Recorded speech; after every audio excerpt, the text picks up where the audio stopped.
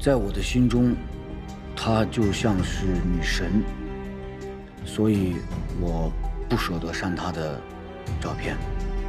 既然你认为说王春兰是你心目中的女神，那你在被警察逮捕的时候，你为什么说她是你嫖宿过的卖淫小姐呢？我这么说，是因为我觉得，如果我要说她是卖淫小姐，这样警方就应该没有办法查证了吧？我当时是这样想的。你的本意是要攻击王春兰，后来为什么变成了攻击被害人曲小燕？那天我提前算好时间，就躲在围挡的缺口里边。过了一会儿，我看见有一个女孩子走过来，她经过那儿的时间跟平常王春兰经过那儿的时间是差不多的，而且她们高矮胖瘦也差不多。那关键是，她们那天的打扮也几乎是一样的。所以我当时就认为她就是王春兰。所以你将被害人曲小燕拖进犯罪现场之后，你并没有进行仔细的分辨，是这样吗？没有，因为我当时非常的紧张，而且那个里边也特别黑。最关键是，我做梦也没想到，她不是王春兰。那也就是说，在实施犯罪的时候，你也并没有看清楚他是谁，对吗？没有，我当时就没仔细去看。后来他就突然就踢了我一下，我当时就觉得特别疼，那种剧烈的疼痛让我一下就是像懵了吧，就可能是，然后就动手打了他，打在了他的头部，后来他就晕了，我也就停手了。那你接下来呢？做了什么？接下来我就站那儿喘了口气儿，我觉得人好像就是挺怪的吧，就是在那一刻，就是我被踢疼的那一刻的时候，我就特别恨他，恨之入骨吧。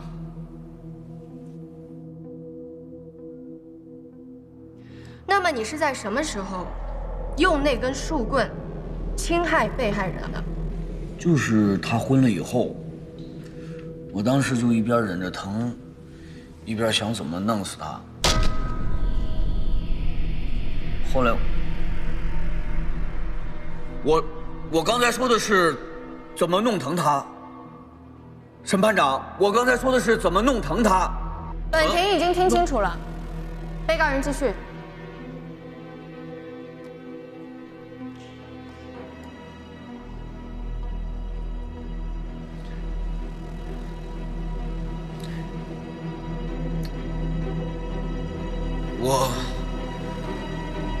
我刚才说的是想把他弄疼，就这个时候我就发现有一个树枝，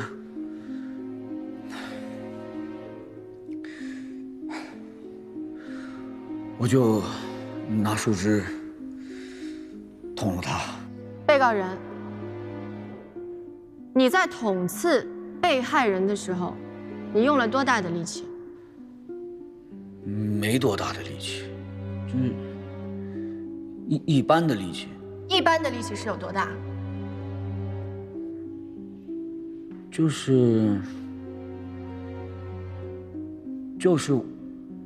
我平时提1袋米，这次就只提了半袋。那你用你当时提半袋米的力气，你捅了多少下？1下。最多2下。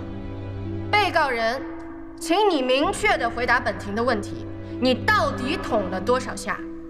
我现在有一点就是有点记不清了。2下，绝对是2下，不轻不重的，2下。2下，是吗？是，2下。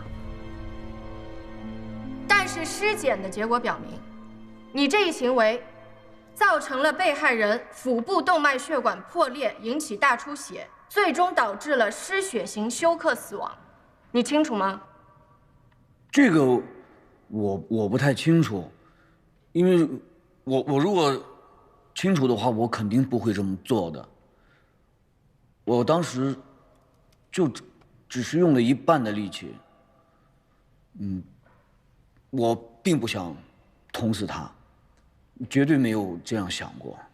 那么，被告人，你没有想过要捅死被害人，那你想要怎么样？就是想让他疼一下嘛，就像我疼的那样，然后我让他疼一次。只是把他弄疼一次吗？就是让他尝一尝疼的滋味儿，所以就不轻不重的捅了他2下嘛。你曾经回答法庭的询问，你说，由于被害人下意识的反击，让你对王春兰痛恨无比。既然你如此痛恨王春兰，为什么你还舍不得删掉她的照片，还说她是你的女神？是啊，是女神啊，我早就不痛恨她了，所以我就一直不舍得删她的照片。被告人，那你的这种仇恨是从什么时候开始转变的？又是因为什么而产生的转变？就是我从围挡的缺口出来以后，就想尽快的离开那儿。后来我就到了公交车站，等公交车来，我正要上车的时候，就发现王春兰从后门下车。我当时就觉得脑子像是要爆炸一样，就那个时候我才意识到，坏了，我今天晚上弄错人了。然后也就是在这个时候吧，我对王春兰就突然好像就没有了那种恨，她在我心中又像是女神了。因为我觉得就是刚才踢我的那个和我作对的那个人不是她，是另一个女人。也就是说，你在对被害人进行侵害的时候，从头到尾你都认为是王春兰，对不对？是。在侵害的过程当中，你一直对王春兰痛恨万分，是不是这样？是的。只是当不法侵害结束之后，你在公交车站上重新见到了王春兰，你才知道你弄错了人，才对她不再痛恨了，是不是这样？是。也就是从那个时候开始，你才转变了对王春兰的想法，不再对她痛恨万分，而转而开始喜欢她，是不是这样？是。被告人进行最后陈述。被告人，你还有什么话是要在法庭上进行陈述的？有。尊敬的审判长，他们说的都是事实，但是，请您相信我，从我的内心深处，我不想杀人，因为我没有杀人动机。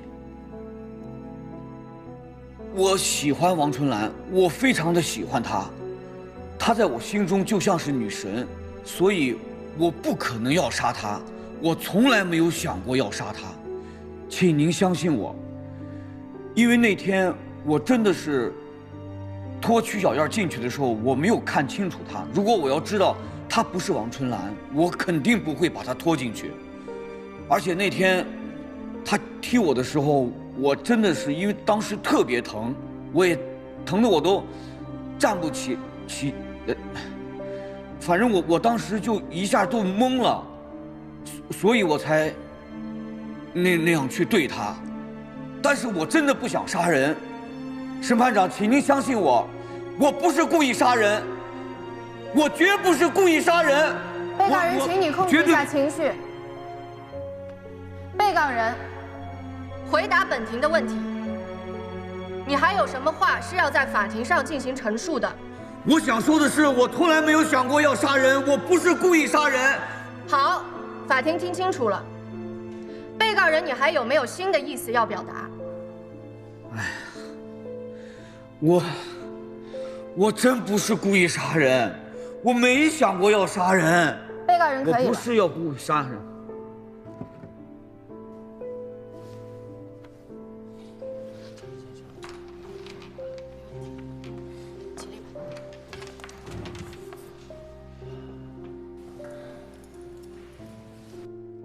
现在休庭。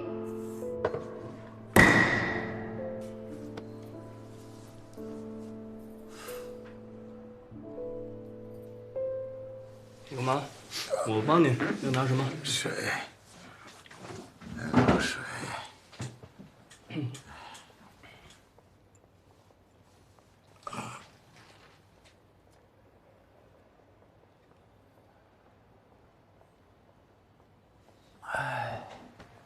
对了，你觉得马拉松今天会怎么判？我知道该怎么判，但是我现在还不能说。他说不想杀人就不想杀人啊！啊，你们信吗？你们真不判他死刑吗？哎呦，现在你还玩魔方？没事，手指了没事。这个到底是判他是故意伤害还是故意杀人，这就要看合议庭这3个法官的智慧了。还有他们平时对法律精神的深刻理解，这就要看他们的能力了。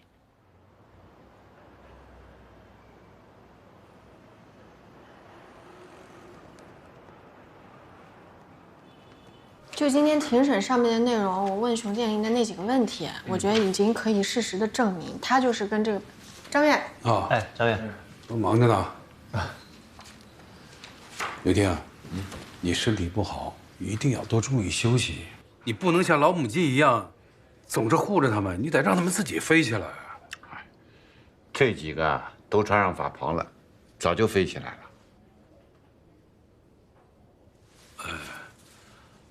我说几句。今天在法庭上，你们都表现得非常好，场面的控制、节奏的把握得非常到位，很不错。通过这次庭审可以看得出来，年轻人是越来越成熟了。谢谢领导点赞。哎，张远，张远，您知道的，法官的椅子是世界上最难坐的椅子。我们几个正襟危坐的在法庭上坐了7个小时，中间就吃了一顿盒饭，没时间上厕所，也不敢喝水什么的。您就口头表扬，不来点物质上的奖励什么的？想犒劳自己，自己掏腰包。我就知道他是只铁公鸡。行了行了，现在不早了，早点回去休息，明天再评议啊。好。哎，今天晚上我请客，咱们一起去撸串儿怎么样？好啊，我还有事儿，你们去吧。我先走了啊。牛婷，你不吃一点吗？不吃。你也早休息啊。怎么了，王默？为什么晚上不能去吃饭呀？我知道，方媒婆给他介绍了一个相亲对象。哎，你怎么什么都知道的？那你们知不知道人家给我介绍了一个什么职业的呀？知道，相扑运动员。哎，我往人面前一坐，就跟小鸡仔一样，一顿饭吃下来，我一声没敢吭。是，行，那你赶紧走吧，约会要紧。哎，明天准时来上班，咱们合议庭正式评议啊。好嘞。陈述。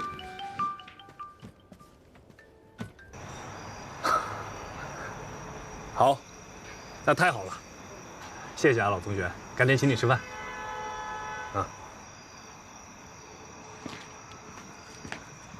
跟大家说一个好消息啊！刘法官刚才来电话了，说区指挥长他们家放弃索赔了。春兰，这下也没有希望了。王鹏、兰子，你们要一辈子记住你们的大恩人。兰子，以后书读出来了，工作了，有钱了，要好好报答他们。哎，大妈，快别这么说，这都是我们应该做的。哦，王鹏，我说呀，你去做一面大锦旗，给恩人送去。肖律师，你笑什么？可千万别写什么妙手回春啊！华佗在世呢。我们请屈怀仁同志看了录像，怀仁同志说，不管是法院里边砸桌椅的，还是外边砸汽车的，跟他们家的人没有任何关系。那个跟理工大学梁教授联系的女人呢？怀仁同志说，他们家的人从来没去过理工大学找过什么老师啊、教授，更没有送过手机。公安局的同志也正在找，希望能找到1、2个录像里边的人。那个黄什么那边呢？黄飞忠，是黄立新部长的这个堂弟。办案人员也找他谈过了，据他说的情况呢，找他的也是一位年轻的女人。可是据他的描述说呢，跟理工大学梁教授接触的那个女人，不是一个人啊。他说第2个女人啊，从言谈话语啊、穿着打扮啊，像是一个纪检干部。所以我们把检察呀，还有纪检的、公安的所有女干部的照片拿给他去辨认了，一个都不是。话虽如此，还是得认真分析。这2个女人挑起的这2起事端，到底有没有内在的联系？如果有，那背后的动机和目的又是什么？查，让他们好好的查呗。这件事情啊，是一个永远查不清的无头公案。王鹏的事，陈叔也办好了。这真是人算不如天算啊！我们这么算计，都没把那个气痕给弄下来。不过也算是没有白忙活。我现在倒是对王鹏这个人渣是越来越感兴趣了。你通知陈叔，让他好好的把握住王鹏父女2个。啊，他女儿底子不错，日后啊，一定可以好好的利用。咱们仅凭现在的证据和材料，被告人的故意杀人罪还是会存在争议。如果我们按照故意伤害罪的最高级死刑去判，先不说判了之后会不会被最高法复核的时候退回来，仅就这个罪名，大家会说，这种案子都只会判故意伤害而不判故意杀人。我相信林红和屈怀仁夫妇不会认同。那什么是法律？法律就是冰冷的，就是神圣且不可侵犯的呀。神圣不可侵犯，没错。但是你说法律是冰冷的，我不同意。冰冷无情的应该是那些犯罪者，而法律应该是明亮的、炙热的，可以照亮黑暗、驱除邪念的。如果每一个法官都能在理论和程序层面上做到问心无愧，并且同时还能理清案件背后的社会价值，巧妙地将国情、民情以及法学融汇结合起来，并且在最高层面上去思考问题，通过严谨、缜密的判决书，指引社会各方面走向法治的轨道前行，这样才能显示出最终裁判的正面意义。但这个是对于完美的追求，所以法官可不是一般人能当的，法官就是需要智慧。哎呀，咱们法官也是人呐，却总是被无限的要求去接近神，以理性去对抗兽性。不身在其中，还真是没法体会到咱们这个职业的艰辛。呀，平议呢？牛老，那我回避啊。牛老，别，怎么了我们现在正焦头烂额呢，你过来指导指导吧。小马，我知道你这是客气。你们呐都是合议庭的法官，我没资格插嘴，啊。哎，牛老，您别呀，那您好歹还是我们的庭长呢。对啊。好了，这对你们也是一个考验。加油，我回避。牛。哎，算了，我们继续吧。如果按照具体的案情分析，我同意公诉人的想法，对被告人应该以故意杀人罪定罪量刑。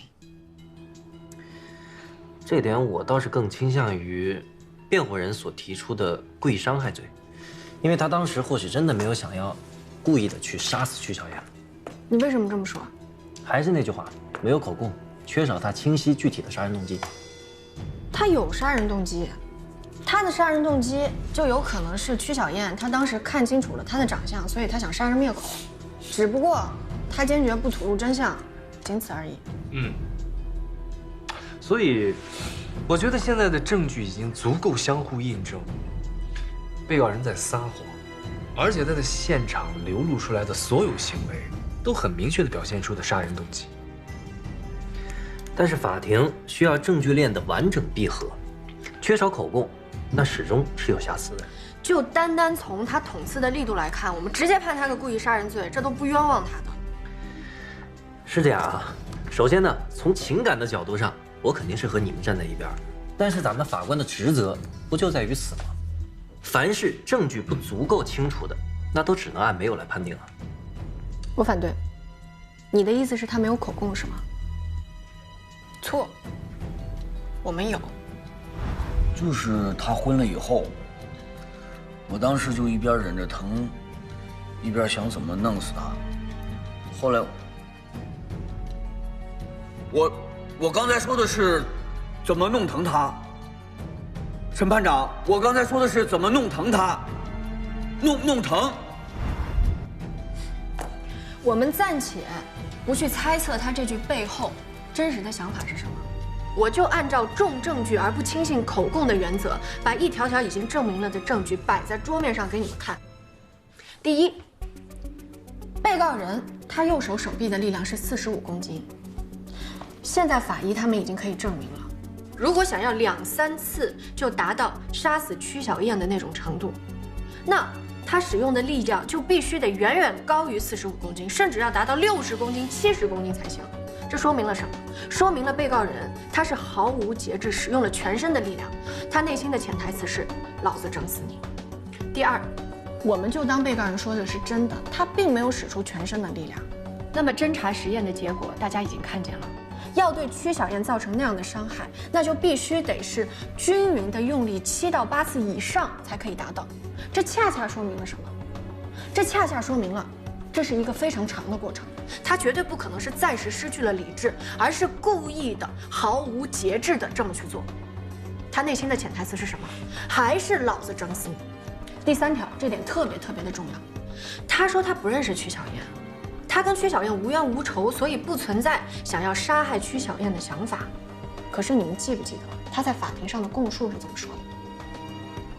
他说他在犯罪的当场，并没有认出来那个是陌生的曲小燕，所以说这段口供就等于是无效的。第4，他口口声声地说他喜欢王春兰，王春兰是他的女神，他更加不会对他的女神痛下杀手了。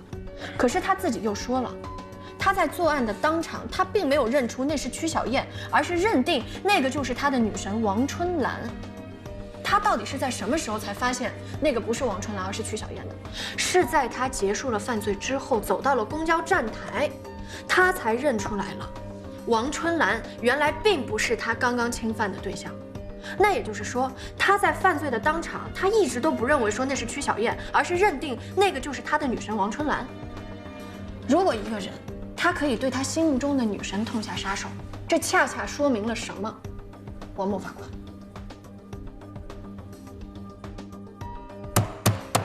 这恰恰说明了事实清楚、证据充分，故意杀人。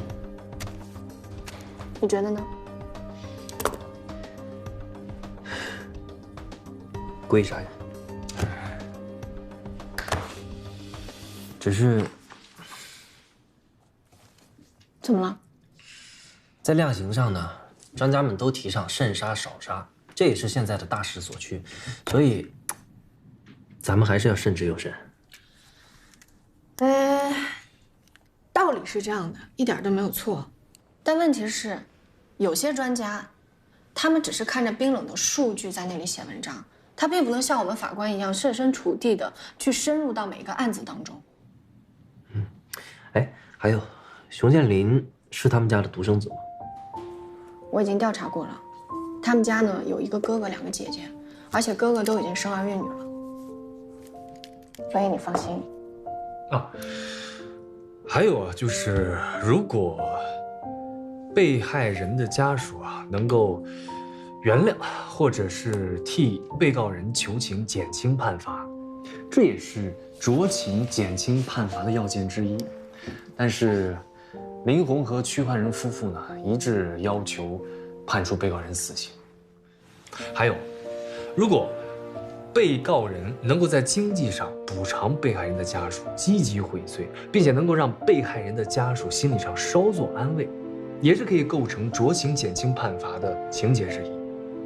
但是呢，被告人并没有经济赔偿的能力，况且啊，这个被害人家属根本不要钱，就要被告人伏法。所以啊，能判死刑的，不是罪大恶极，就是穷凶极恶之徒。熊建林就是这样的人。我们且不说他身上有多起强奸还有猥亵的罪名，就单从他对待曲小燕的手段，其实就可以证明他人性已经泯灭了。他确实很凶残。面对这样的命案，我想的都是说证据是否充分，量刑是否合理。我认为作为一名刑庭法官，我们应该心怀敬畏，坚定如铁，在面对犯罪的行为，应该要严格的执法。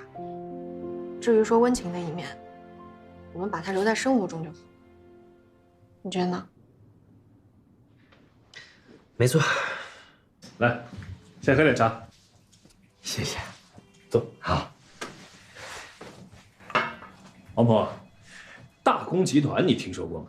那当然知道了，那广场上和大楼上到处都是他们的广告，他们还有好几个豪华小区，那城北那一片旧城改造也是他们弄的。对，他们是一家在全国都很有名且实力非常强的集团公司，经营的项目有很多，房地产只是他们其中一项。哦，大人，你给我说这干啥？啊，是这样的，他们这个集团公司的老总罗总啊，是一个不光只认钱还认人的人。认人？认啥人呀？认穷人。他呢，其实是一个慈善家，到处修桥铺路就不用说了，光建希望小学啊，曾经就建了好几所，每年还资助一些贫困的学生上大学。哦，那照这样说，他还真是个大善人啊。这不，我正好是他们集团的法律顾问，在他面前也能说得上几句话。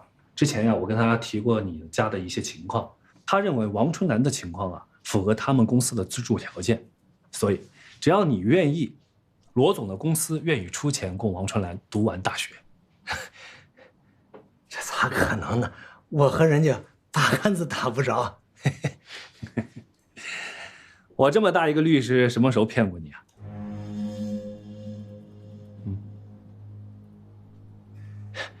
呀，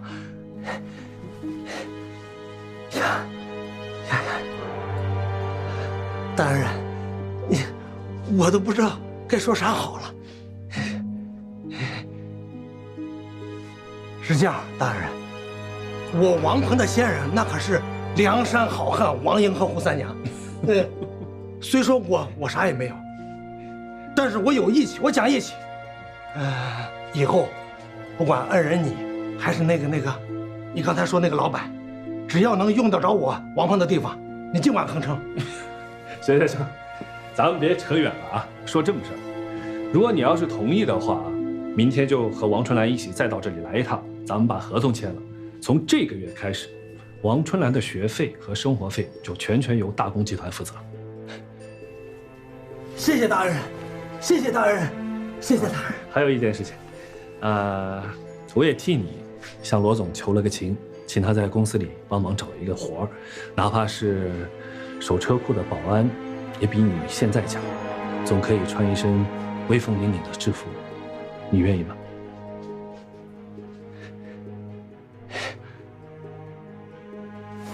哎，我们哎，你起来，你起来，我受不起，真受不起。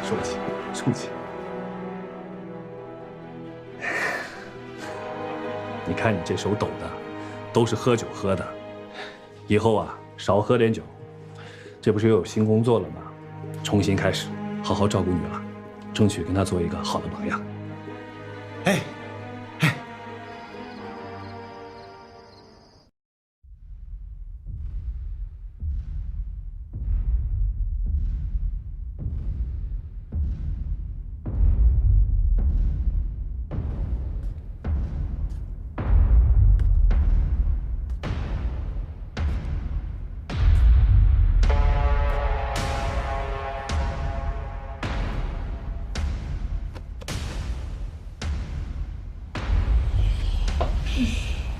小兰，你回来了。熊建林，你怎么进来的？马拉松宣判书下来了。啊！我宣判你死刑。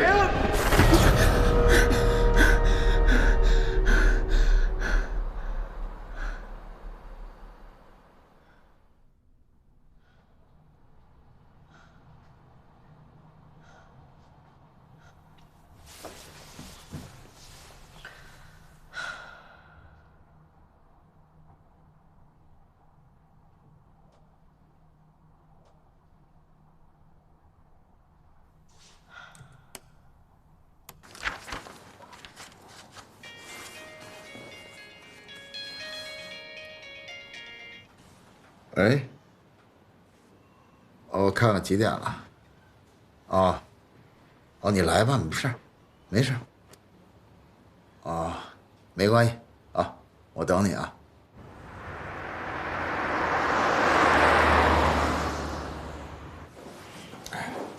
这样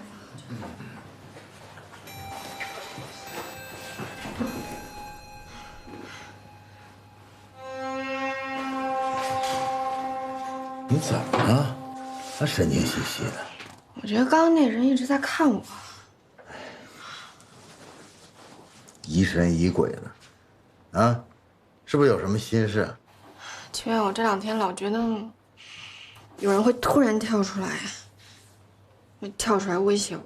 谁敢啊？你老瞎想什么呀？哎，对了，判决书不是你自己写的吗？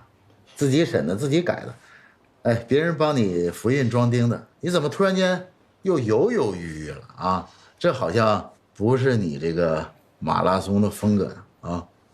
我是一直在想，我国古代司法不是对大批也非常慎用吗？还得报到刑部去核实。我还一直想起王默说的话，我们现在的司法理念也在迅速的提升，一直提倡说要慎用死刑。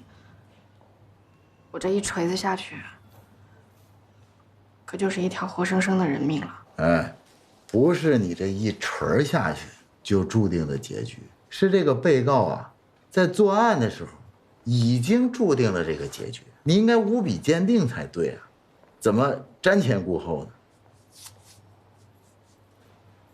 齐远，我在来医院之前，我看到外面那个车灯从窗户上映到我们家天花板上，我看到左边它是蓝色的光映着白，右边它是黄色的光映着红，中间是一道长长的灰色，然后我就在想，这不就象征着人间的冷暖吗？所谓冷暖自知。可是我真的不知道我到底有没有判错。小马，所以说呢，每个案子都要小心求证，如履薄冰，啊。哎呀，我以前看别人在那儿判案的时候，我老是觉得非常的轻而易举。可是等自己真的坐在中间，拿起那个法锤的时候，才意识到，这个东西怎么那么的重。我之前看过一个国产的电视剧，叫《大宋提刑官》，男主的父亲他是一个老提刑官，他这一生断案无数，从来都没有判错过一件案子，但是在晚年的时候，他却判错了一个案子。然后我看过，然后啊，用自杀捍卫了法律的尊严。是的，所以我常常在想，如果有一天我判错了一件案子，我会不会像前人一样，像他们那么的有勇气，可以以身殉法？哎呀，不管有没有勇气吧，反正我觉得，如果有一天我真的发生了这样的事情，我一定会变成一具行尸走肉，我的良心就会无穷无尽的受到拷问和煎熬。所以啊，你心里边乱，有说不出的恐慌。我真的特别的恐慌，我真的特别的挣扎。我有的时候甚至在想，那索性就让最高院他们去决定，不用我去决定就好了。小马，我很理解你。这个被告的生死啊，就在这个合议庭承办法官的一锤之下。这个一锤儿体现了你的担当。照理说啊，这个承办法官压力是最大的，他对案情呢也是最了解的。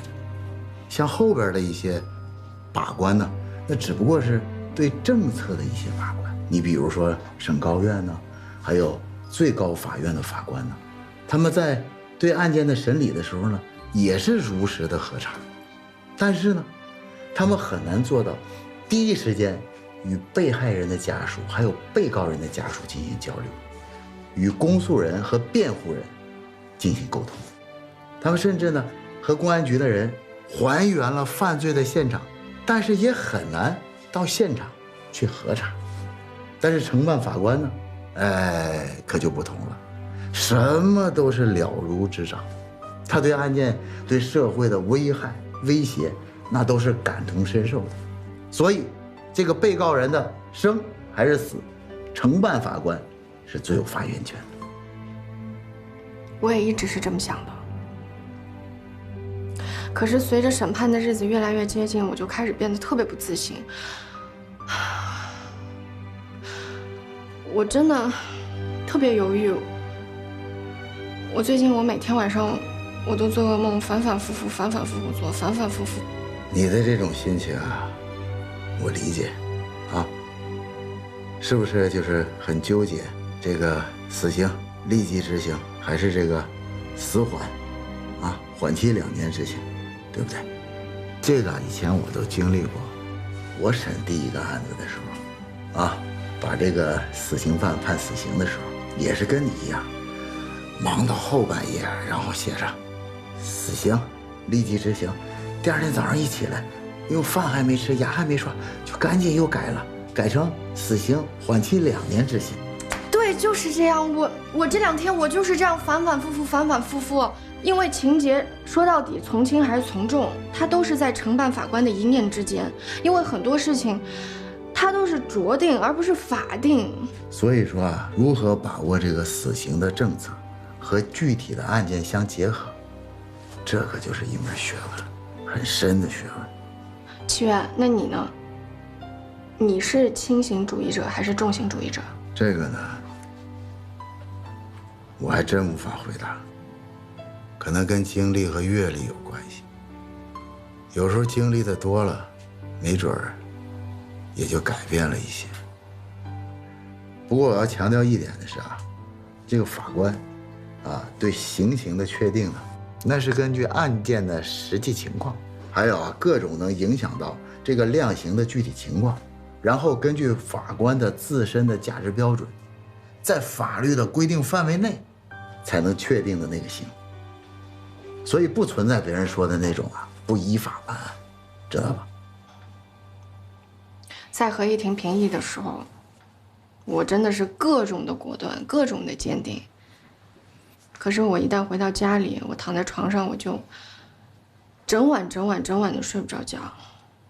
七月，你说我这样是不是真的很冷血？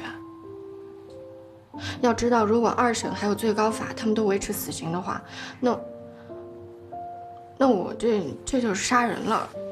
你没有杀人，你不要多想。其实啊，我以前跟你是一样的，判第一个死刑案的时候，我就感觉到，哎呀，心里边那个挣扎呀。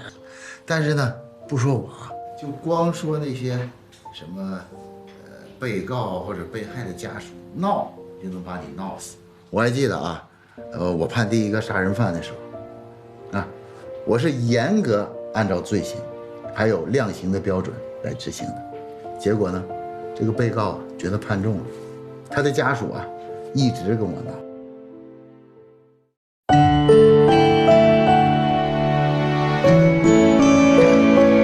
我听见